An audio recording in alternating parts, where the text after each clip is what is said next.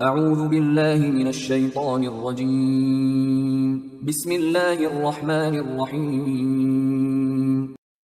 سورہ نور آیات نمبر 51 تا 57 میں ایمان لا کر اعمال صالح کرنے والوں کو جنت کی بشارت۔ اہل ایمان کو نماز کا اہتمام کرنے، زکوٰۃ ادا کرنے اور رسول اللہ صلی اللہ علیہ وآلہ وسلم کی اطاعت کرنے کی تلقین۔ جہنم سے بچ جانا اور جنت کا حصول ہی اصل کامیابی ہے۔ منافقین کو تنبیہ کہ قسمیں کھانے کی بجائے صحیح طریقے سے اللہ اور اس کے رسول صلی اللہ علیہ وآلہ وسلم کی اطاعت کریں۔ اعوذ باللہ من الشیطان الرجیم۔ انما كان قول المؤمنین اذا دعوا الى اللہ ورسولہ لیحکم بینہم ان یقولوا سمعنا واطعنا۔ اہل ایمان کی شان تو یہ ہے کہ جب انہیں اللہ اور اس کے رسول صلی اللہ علیہ وآلہ وسلم کی طرف بلایا جاتا ہے تاکہ رسول اللہ صلی اللہ علیہ وآلہ وسلم ان کے مابین فیصلہ کر دیں تو وہ کہتے ہیں کہ ہم نے فیصلہ سن لیا اور ہم اسے تسلیم کرتے ہیں۔ وَأُولَئِكَ هُمُ الْمُفْلِحُونَ۔ ایسے ہی لوگ دنیا اور آخرت میں فلاح پانے والے ہیں۔ وَمَن يُطِعِ اللَّهَ وَرَسُولَهُ وَيَخْشَ اللَّهَ وَيَتَّقْهِ فَأُولَئِكَ هُمُ الْفَائِزُونَ۔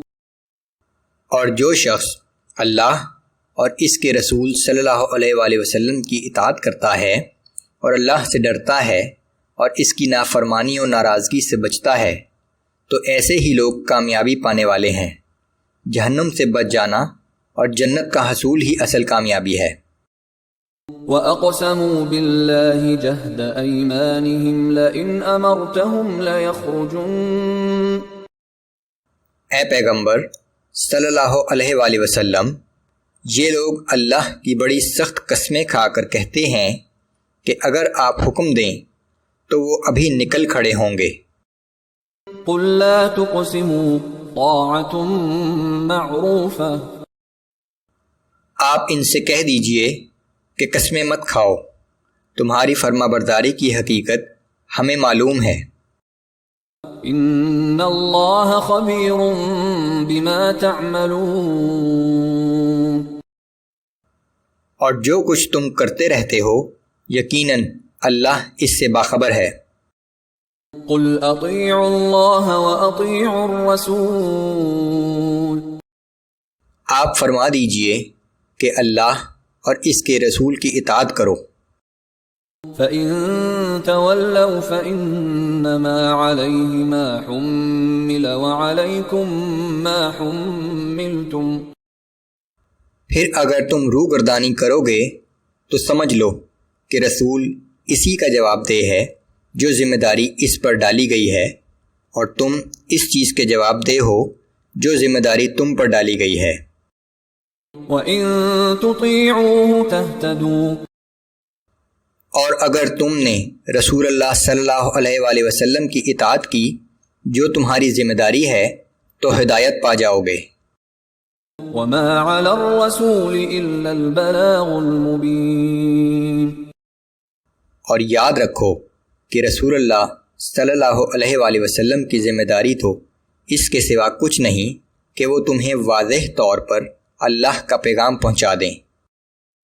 وعد اللہ الذین آمنوا منکم وعملوا الصالحات ليستخلفنهم في الأرض كما استخلف الذين من قبلهم۔ اللہ کا وعدہ ہے کہ تم میں سے جو لوگ ایمان لائیں گے اور نیک اعمال کریں گے انہیں زمین میں ایسے ہی خلافت عطا کرے گا جیسے ان لوگوں کو خلافت عطا کی تھی جو ان سے پہلے تھے۔ وَلَيُمَكِّنَنَّ لَهُمْ دِينَهُمُ الَّذِي ارْتَضَىٰ لَهُمْ وَلَيُبَدِّلَنَّهُمْ مِنْ بَعْدِ خَوْفِهِمْ أَمْنًا يعبدونني لا يشركون بي شيئا. اور جس دین کو اللہ نے ان کے لیے پسند کیا تھا اسی دین کو ان کے لیے بھی مستحکم کر دے گا اور ان کی حالت خوف کو امن سے بدل دے گا، بشرطے کہ وہ میری عبادت کرتے رہیں اور میرے ساتھ کسی کو شریک نہ ٹھہرائیں۔ ومن كفر بعد ذلك فأولئك هم الفاسقون. اور جو شخص اس کے بعد ناشکری کی روش اختیار کرے گا تو جان لو کہ ایسے ہی لوگ فاسق اور نافرمان ہیں۔ وَأَقِيمُوا الصَّلَاةَ وَآتُوا الزَّكَاةَ وَأَطِيعُوا الرَّسُولَ لَعَلَّكُمْ تُرْحَمُونَ. اے مسلمانوں، نماز قائم کرو، زکوٰۃ ادا کرتے رہو اور رسول اللہ صلی اللہ علیہ وآلہ وسلم کی اطاعت کرو تاکہ تم پر رحم کیا جائے۔ لا تحسبن الذين كفروا معجزين في الأرض ومأواهم النار ولبئس المصير. ان کافروں کے متعلق یہ خیال نہ کرو کہ وہ زمین میں اللہ کو عاجز کر دیں گے، ان سب کا آخری ٹھکانہ جہنم ہے اور وہ بہت ہی برا ٹھکانہ ہے۔